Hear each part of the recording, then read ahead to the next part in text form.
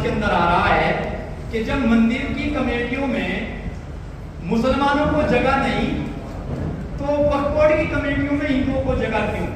इस बात का मैं जवाब दे देना चाहता हूं। मंदिर की कमेटी को कोई मुसलमान इतनी तादाद में चंदा नहीं देता जितना वक्फ बोर्ड से होने वाली इनकम में मजारों में सबसे ज्यादा चढ़ावा चढ़ाने वाले हमारे हिंदू भाई है कि नहीं? इसलिए जो चंदा देता है, हमारा इस्लाम भी कहता है कि हिसाब किताब बराबर होना चाहिए।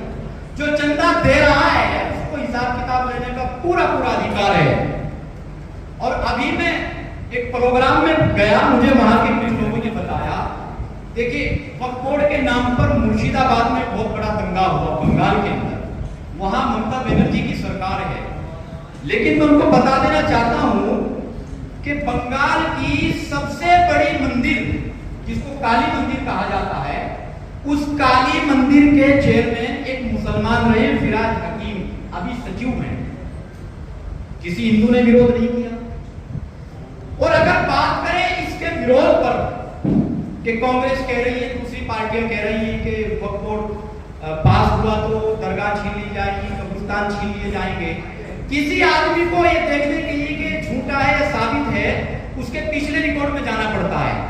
अगर पिछले रिकॉर्ड में जाएंगे तो आपको पता चलेगा कि जब CNRC लागू हुआ उस वक्त कहा था कांग्रेस ने, तमाम पार्टियों ने, कि अब मुसलमानों को नागरिकता दिखानी पड़ेगी, अब मुसलमानों को देश छोड़कर जाना पड़ेगा।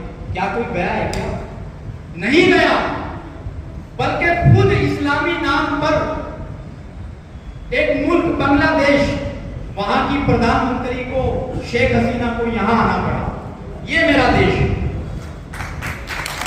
तो किस पर यकीन करेंगे आप लोग?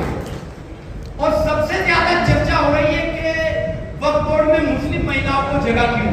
मैं बताता हूं। वक्फ अल्लाह तो एक है, एक वक्फ अलल औलाद है।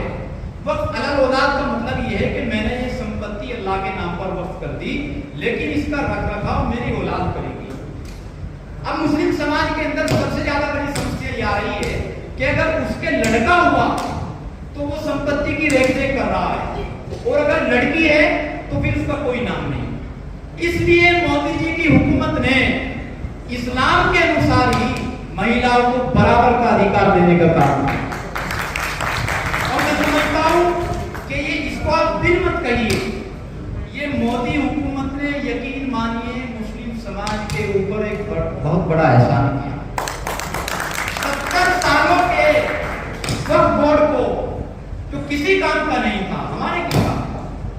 बताइए, जितना मुस्लिम समाज यहाँ बैठा है, वक्फ बोर्ड ने आज तक किसी मुस्लिम बच्चे की शादी कराई हो, किसी गरीब बच्चे की तालीमी फीस का इंतजाम किया हो, किसी बेघर को घर दिया हो, किसी बेवा की मदद की हो? कोई बताइए ना।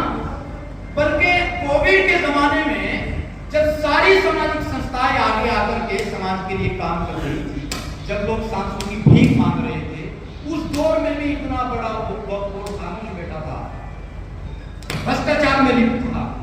तो क्या करेंगे ऐसे वक्फ बोर्ड का? तो मैं तो आप सब लोगों से यही गुजारिश करूंगा कि किसी के बहकावे में आने की जरूरत नहीं है। अब वक्त है राष्ट्र के साथ खड़ा होने का, देश के साथ खड़े होने का। हवेली झूपड़ी क्या, सबका मुकद्दर फूट जाएगा। अगर ये साथ हिंदू मुसलमान का छूट जाएगा, दुआ मांगो कि हमें प्यार के रिश्ते रहे कायम। ये रिश्ते टूट जाएंगे तो भारत टूट जाएगा।